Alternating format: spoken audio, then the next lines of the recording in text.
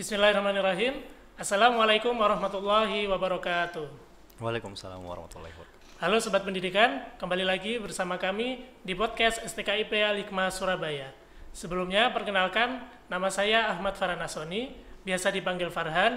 Saya merupakan mahasiswa pendidikan matematika semester 8 STKIP Al-Hikmah Surabaya. Dan di samping saya sudah hadir narasumber kita yang istimewa. Silakan bisa perkenalan diri. Perkenalkan, nama saya Imadul Bilad, biasa dipanggil Imad. Saya dari mahasiswa pendidikan bahasa Inggris semester 8. Oh, semester 8. Jadi kita satu angkatan Iya, ya. udah penghujung ya. Iya. Amin. Oke. Imad, berbicara tentang kebersihan nih ya. Di dalam Islam itu kan kita kenal dengan yang namanya an-nadhafatu minal iman, di mana kebersihan itu adalah sebagian dari iman.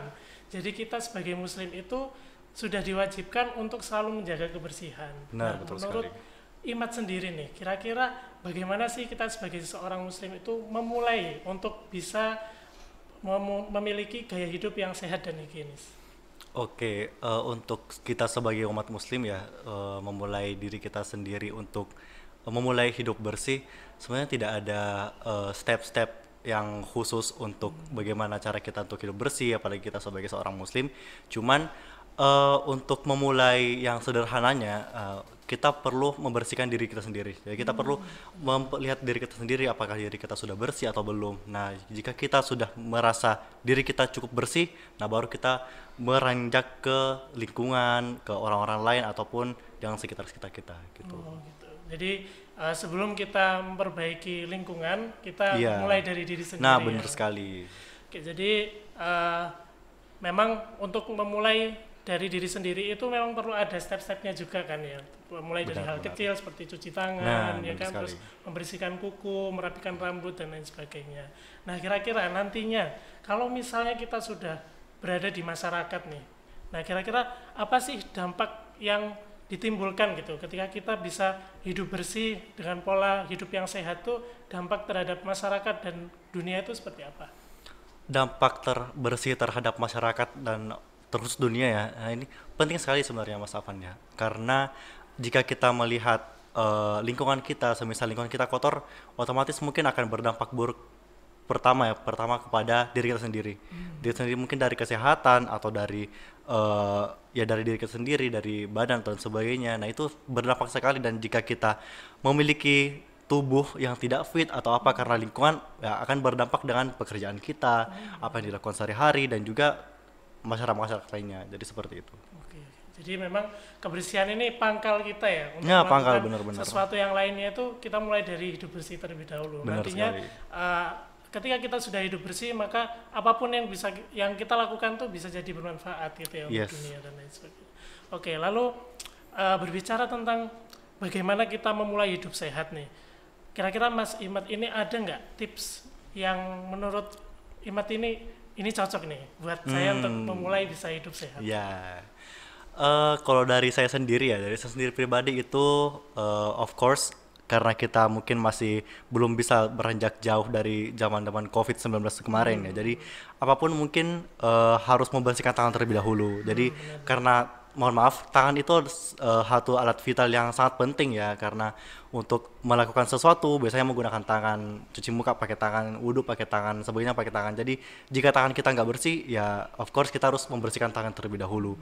Nah, kemudian baru kita beranjak ke masih dalam diri kita sendiri, semisal dari wajah atau penampilan dan sebagainya. Karena kan ada orang yang mengatakan first impression itu penting ya. Nah, benar sekali. First impression itu penting. Jadi kita harus memperbaiki look kita. Kita harus tampak bersih, tampak sehat dan sebagainya. Nah, baru setelah itu kita ke lingkungan sekitar. Mungkin dari rumah sendiri, mungkin semisal ada agenda rutinan di rumah atau mungkin di kosan atau di asrama mungkin ya. Ada agenda rutinan setiap pekan atau setiap beberapa kali sehari. Nah, itu untuk membersihkan lingkungan-lingkungan kecil kita di kamar sendiri atau di rumah sendiri dan sebagainya. Nah, baru setelah itu kita ke yang lebih gede lagi, mungkin di sekolah atau di kampus atau di masyarakat sekalipun. Jadi seperti itu. Oke.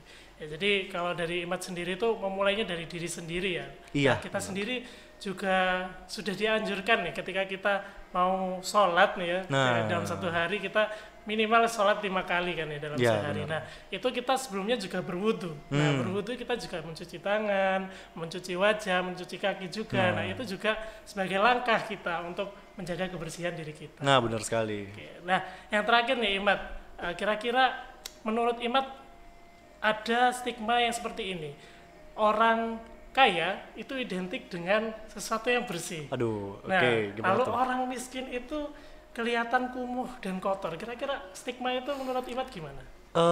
Untuk stigma seperti itu mungkin menurut saya pribadi itu cuman generalisasi yang timbul di masyarakat, stereotip-stereotip seperti itu ya. Jadi kalau saya sendiri pribadi itu tidak ada sepertinya. Jadi untuk stigma yang seperti itu kalau orang kaya, mohon maaf orang kaya yang mungkin bersih dan orang miskin itu kurang bersih, nah itu pastinya nggak ada. Tapi kalau kita ingin melihat lebih jauh lagi, lebih dekat lagi, untuk stigma seperti itu mungkin orang-orang sering lihatnya karena orang kaya biasanya memiliki akses yang lebih gede. Nah, aksesnya untuk ke fasilitas-fasilitas kebersihan, kesehatan itu lebih ada. Mereka lebih bisa memprovide, menyediakan hal-hal seperti itu. Terfasilitasi. Terfasilitasi banget kalau semisal orang-orang yang berduit ya. Orang yang berduit mungkin lebih mudah, lebih easy untuk mendapatkan fasilitas-fasilitas kebersihan seperti itu. Dan juga karena mungkin dari segi perawatan dan kebiasaan mungkin ya. Nah biasanya kan orang-orang orang kaya biasanya kan mereka sibuk dengan pekerjaannya, jadi udah teratur dari A sampai Z tuh, dari bangun tidur sampai tidur kembali itu udah tertata gitu. Nah jadi dan itu pun tidak luput dari kebersihan mereka. Biasanya kan orang-orang yang mungkin kurang ya, biasanya kan nggak terlalu tertata, maksudnya untuk dari bangun tidur sampai tidur kembali nggak urut ya, pekerjaannya nggak aktivitasnya nggak teruntun seperti orang-orang yang berduit seperti itu. Jadi memang stigma itu bisa kita jadikan sebagai refleksi gitu ya. Kira-kira walaupun kita ini mungkin mungkin kurang gitu ya dari segi finansial, tapi kita juga masih bisa loh untuk hidup bersih gitu ya. Nah, benar. Dimulai dari tadi kata Imat, diri sendiri yang mencuci tangan, mencuci kaki dan lain sebagainya. Yes. Ya, itu teman-teman sobat pendidikan sekalian, interview singkat atau podcast singkat saya dengan Imat ya terkait dengan gaya hidup sehat dan higienis. Terima kasih atas perhatiannya. Nantikan podcast-podcast selanjutnya di channel ini. Terima kasih. Wassalamualaikum warahmatullahi wabarakatuh. Waalaikumsalam warahmatullahi wabarakatuh.